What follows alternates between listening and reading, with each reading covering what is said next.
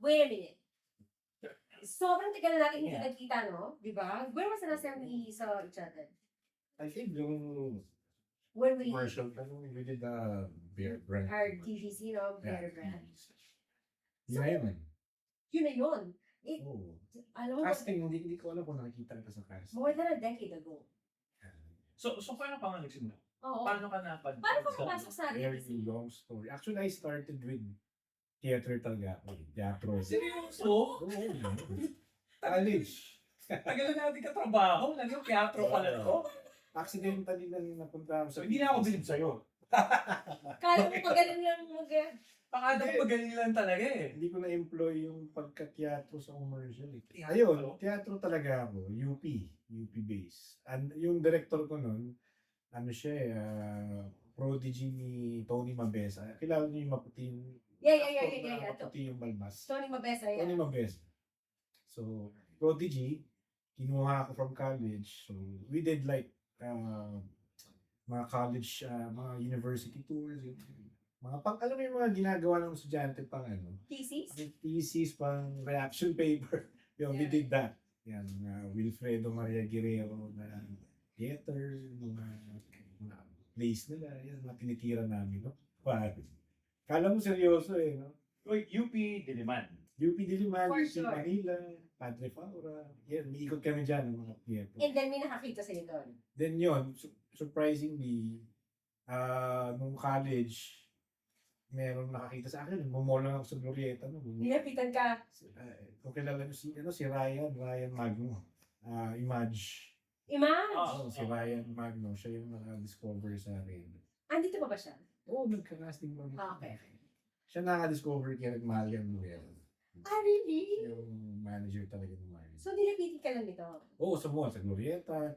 Sabi niya, ka-uniform pa akong FE nun, pare. Kasi wala akong idea. Baka gusto mo mag-commercial. Sabi, matay mali siya. Sige, punta lang ako. Pero nag-theater ka na yan, right? Nag-theater na ako. Pero wala akong idea sa commercial. Kasi Mm. zero, nada. Wala. Tapos, sabi niya, sige, samang-tama kinabukasan, merong casting daw, final casting for fast food. Actually, Shakey's yun. Yung tayo mo mention product. Shakey's. Hindi niya sinabi. So, ako naman that time, wala akong pasok.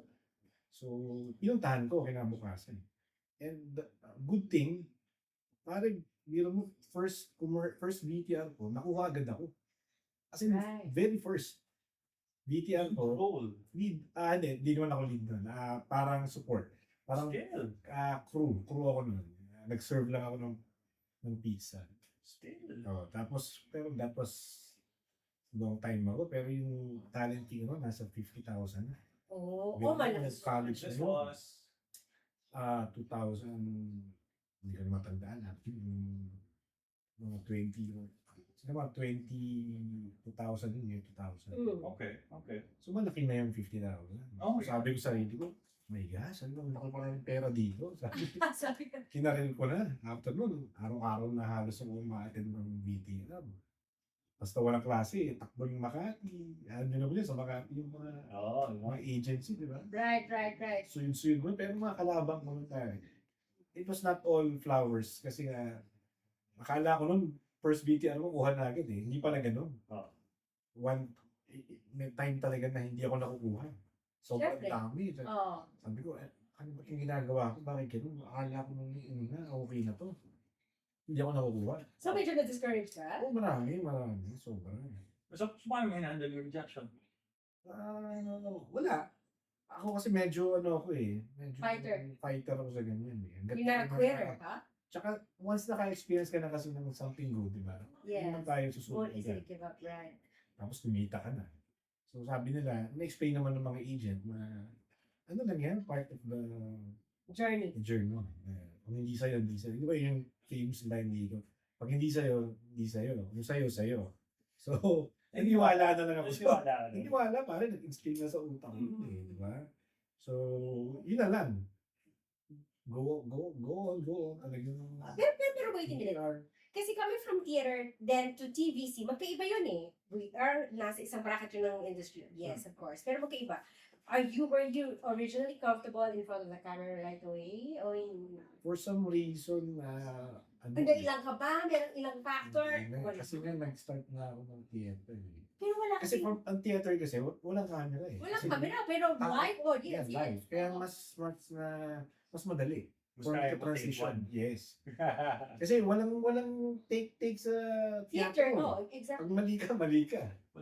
Walang yan to. Kaya ako sabi kanina, hindi na ako nagagalingan o hindi na ako bilit kasi teatro pa lang nga. Kasi naalala ko, one time yung casting namin as Dan. Magkalaman kami nito eh.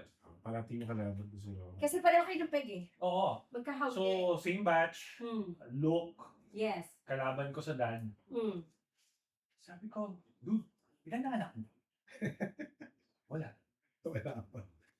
Ba't ang galing mo umarte na para ka talagang tatay? Oo, Tapos ngayon malalaman ko, teatro pa lang tayo. maaga ako nag-transition sa dad room eh. Kasi nga, nung time na yon nag-start ako, parang maniwala ka dyan, yung mga kalabang ko, yung mga artista, kaya hindi ako makukuha. Brian Agoncillo, nakalaban ko, Paolo Vigiones. Ano ko man, sino po tayo? Parang Jonas Rodriguez, yung Kasama batch ni natin. Jenny Mercados, kalabang ko din. Nakakalaban ko din. Patrick, ba yan? Ano, si, No. sino nga ang asawa ni Jenny Mercados? Anyway, si Basta yun, Anyway, isa or na yun. Yun. So, medyo may discouragement din kasi parang mga big time na sila nun eh. Artista na ba sila, no? Hindi naman, pero kasi sila yung kilala sa commercials that time. Wala pang, hindi pa ganun kadami yung commercial before eh. Sinong madalas mag-represent sa'yo? Image ba? Image. So, I started with Image. Nakakontract ako sa kanila. Oh, like you, parang model shop. Ilan taon? Ilang taon? Una dati parang Ikaw. 3 years on 3 years ka nakakontract. Tapos, nag-renew, what? Nag-renew ako nun kasi nga, Good thankful image pa rin. din naman ako dun kay Ryan kasi nga, meron din naman nabibigay ng project. Ano lang, as time goes on, hindi na nagkakaroon ng hindi ka nakukuha, so you question them, bakit hindi ako nakubibigyan ng project? Sinisi sa kanila. Sinisi sa kanila. Kasi pinakontratan nyo. Kasi bigyan, tama. Diba? So, yun lang, yung mga tipong, yun yung mga off moments na hindi mo akalain. Although yung pag nakukuha ka, masaya. Diba? So, 3 years with Image. Tapos, nag-renew ka for another Yearly na lang yun. yearly na lang. Yun na yung usual trend eh. Hanggang sa Year by year na lang. gaano ka katagal, nag-freelance ka na after Freelance Image? na ako. When ka Oo. nag-freelance? After how many years with Image? Siguro after yung mga 6 years, 6 or 7 years. Mga ganun. Ikaw din eh, ilang years ka? 8 plus. Ewan ko, mas matindi eh. Hindi, ako freelancer, ako agad nag-start eh. Hindi yun nga, meron pa akong mga talent na kilala, naka-andal lang sila sa isang agency pa rin. Oo. Kaya sabihan ko sila na, if it's good for you, diba? Anong mas gusto mo? Bumalik mag-exclusive o i-maintain yung pagiging freelance? Mas maganda yung, mas okay sa akin ng freelance kasi nga, may range ng ng number of projects na nabibigay sa'yo. Unlike pag naka-exclusive ka kasi, Tali ka. taling-tali ka. Tsaka, kung babalik man ako ng exclusivity, I would ask for projects from them. I would demand. Not ask, I would demand. And you would give me like once a month. At Once least a month. one. Right. At least Once a one. month. At least for the 12 months na nandun ka. Meron ng Actually, 12. lagay naman sa contract na na kapag hindi ka nila nabigyan ng Projects. number of projects Yeah. within a certain period of time, void na yung contract. Ito. Wait a minute. So, galing ka, kasi bihira yung galing sa theater, di ba? I mean, more often than not, mas madami yung percentage na hindi sa galing sa teatro, nag-TVC, kesa galing sa teatro. Well, sa batch namin, mas maraming natural umarte. Yan. Kaysa sa galing sa Natural teatro. lang. Di ba? Hindi ko alam yung bagong Bagong batch age ngayon. batch or yung ibang age bracket. Oo. Pero nung time natin, konti lang yung galing Teatro. teatro. Ngayon, pag galing kang teatro, how do you prepare for an audition or for a VTR? Meron Kasi bang... madali na eh. Napakadali na. Kasi nang galing ka from teatro. Oo. Unique. Kumbaga, Isa wala na preparation ata eh. actually ako wala Pupunta ka na. lang eh. Oh, Ginagawa ko wala na lang, parang Wala na. nagto-tone down na lang ako kasi medyo exaggerate. Malaki ang movement ng theater. Animated theater. Animated. Medyo tone down. Siguro pinag-aralan ko na lang yung pag-smile, yung number one, yung how to smile. Iba kasi ang ngiti Ibang ngiti sa camera eh. Ang maliit lang. Eh ako, Parang simula, nung magsisimula ako, tabingi ako mag-smile. Yung parang nakaganon. Talaga? Bakit? Pinag-aralan ko pa yun paano siya i-diretso. Kasi minsan napapansin ko, smile ako, hindi siya napantay. Medyo nakaanap yung isang side. So, pag nakikita ko sa camera, medyo parang hindi okay. So, inaral mo So, pa. inaral ko na kailangan paangatin ko itong right side. Para pag hindi ako, pantay, para pag sa camera, talagang, alam mo yung mukha ni Joker, nakaganyan. Accents din. Pero ganun dapat eh. Kasi alam mo naman mga assistant director, pag nakita nila sa camera, o yung smile mo, titignan nila. Kala nila, oo. Sabihin nila, bigger smile. Bigger smile. Diba? Tone down yung smile. I know. So, yun yung mga pinag-aralan ko, yung preparation sa smiling. Siyempre, pagdating na sa sa acting naman, exage din. Yeah. Sa theater. Sa theater. So, sa commercials, medyo Maliliit. toned down. Small. Pero mas okay na manggaling ka sa mataas na energy mo. Madali na i-tone down. Tone down. Kesa yung mababa, Tataas. angat mo. Talaga, para sa'yo. Para sa akin. Para sa'yo. Okay. Pwede lang pag fast food huwag na natin bagitin yung pangalan, pag fast food, So, yan, medyo animated yun na kailangan, di ba? Yan yung mga dapat magaling ka. Ito, sanay ka dyan. Yung mga fast food eh. Miss fast food. May panahon na commercial style acting talaga eh. Yung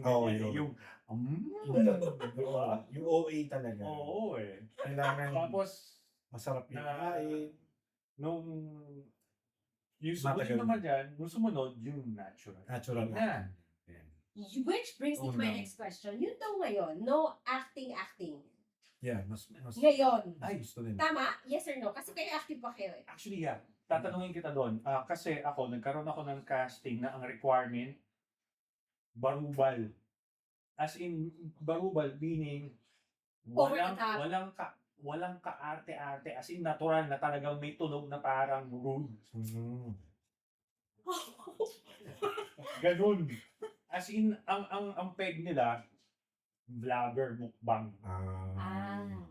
So talagang normal scenario na nangyayari. Natawagan ka sa casting for that. Recently lang yan? Wala akong 2 months ago. I think. Recently, yeah. Yeah. 2 months ago. Although normal na pinapa-audition nga, pinapa-VTR lately, pag mga ganyan, normal na.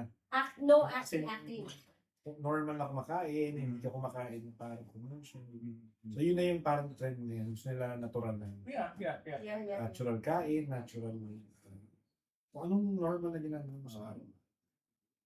Ganun na pala ngayon nga. May nagsabi din sa akin na no acting. Pero hindi yata sila natuwa eh. Parang sinubukan lang yata nila tapos... Experiment mo sila. Oo, nakakita ako ng siguro isang product.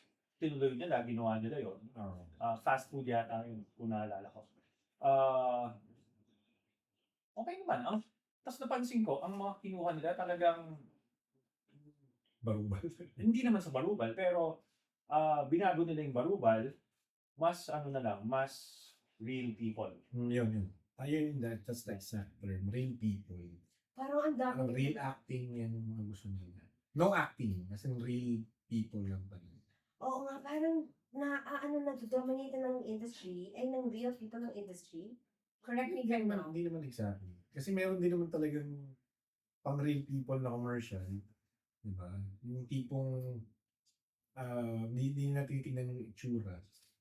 Kung ano talaga yung normal na setup ng buhay nila.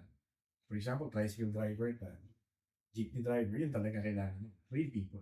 Ano yun? Kasi mahirap naman pala si Romel, wapo, sukuhan jeepney driver din.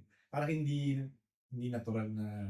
Papaitinin nila. Pero these are still talents. I mean, Hindi ko sure. Kasi Kasi may karamihan hindi ko kilala.